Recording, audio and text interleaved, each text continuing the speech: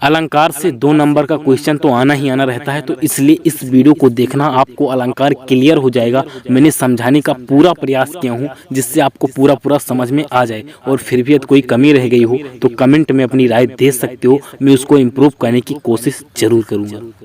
कहते हो कि स्पष्टीकरण डाल दिया कीजिए। देखिए, स्पष्टीकरण मैं आपको समझा सकता हूं, और यदि बात रहे पेपर में लिखने की तो मैं कहूंगा कि मत लिखिएगा, क्योंकि एग्ज़ाम में क्वेश्चन के नंबर मिलते हैं ना कि आंसर के नंबर दिए जाते हैं।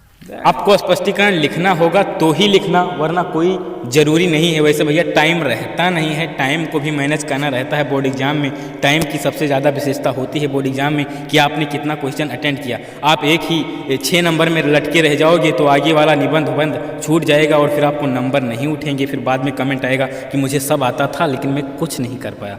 तो आइए आगे देखते हैं अनुप्रास अलंकार की परिभाषा। तो अनुप्रास अलंकार की परिभाषा आप बचपन से पढ़ते आए होंगे। जब एक ही वर्ण की बार बार आवृत्ति होती है तो वहाँ पे अनुप्रास अलंकार होता है। बस यही सिंपली लिख देना है, ज़्यादा इसमें कुछ बढ़ा चढ़ा के लिखना नहीं है। जैसा कि क्वेश्चन बैंक वालों ने मतलब बढ़ा चढ़ा के लिखा है वैसा नहीं लिखना है, बस थोड़ा शार्ट में लिखना है। अब आइए इसका हम उदाहरण देख लें और उसमें फिर मैं आपको समझा दूंगा, स्पष्टीकरण दे दूंगा। लेकिन मैं फिर कह रहा हूँ लिखना नहीं है। यदि आप लिखना चाहते हो तो लिख देना, मैं आपको रोक नहीं रहा हूँ, बट मैं अकॉर्डिंग टू मी अपने हिसाब से बता रहा हूँ।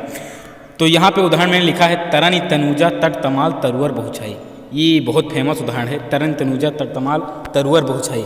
अब मैं स्पष्टीकरण की बात करूँ तो यहाँ पर देख लीजिए, तरन में भी ता आ रहा है, तनुजा में ता आ रहा है, और तट में भी ता आ रहा है, तमाल में ता आ रहा है, तरुअर में भी ता आ रहा है। लगातार ता वर्ण की यहाँ बार बार आवृत्ति हो रही है, इसी को स्पष्टीकरण कहते हैं। आप इसको हेडिंग डाल के लिख भी सकते हैं कि उपरोक्त उदाहरण में बार बार ता वर्ण की आवृत्ति होने के कारण यहाँ पे अनुप्रास अलंकार है। आगे आइए देखते हैं उपमा अलंकार।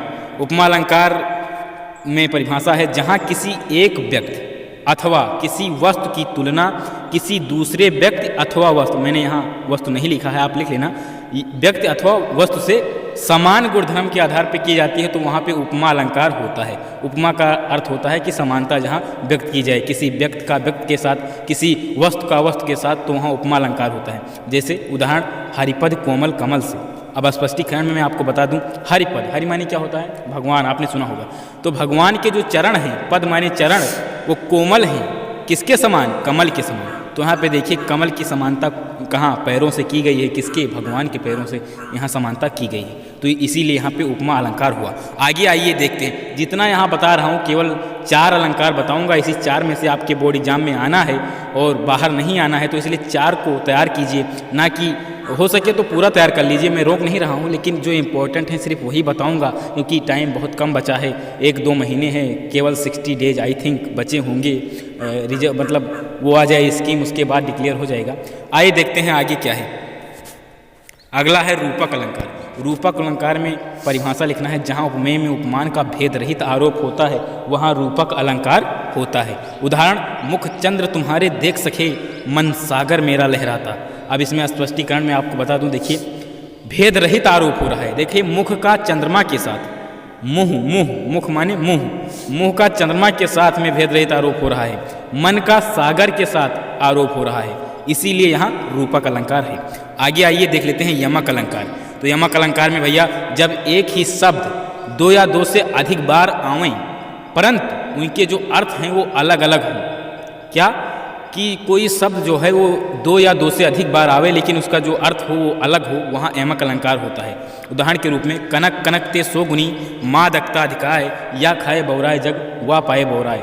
तो एक कनक का तो भैया यहाँ सोना है और एक कनक का अर्थ धतूरा से लिया गया है। ये धतूरा खा लोगे तो आप पागल हो जाओगे, बौरा जाओगे जिसे कहते हैं। और सोना की ज़्यादा मात्रा हो जाए, मतलब धन आपके पास ज़्यादा हो जाता है, तो कहा जाता है कि आप एक रूप में पागल हो जाते हैं। तो आज की वीडियो यहीं पे समाप्त करते हैं। अगले वीडियो में आपके लिए फिर कुछ बेहतर करने का प्रयास करेंगे, इससे भी ज़्यादा। तब तक के लिए सैनिक आप, जय हिंद, वंदे मातरम।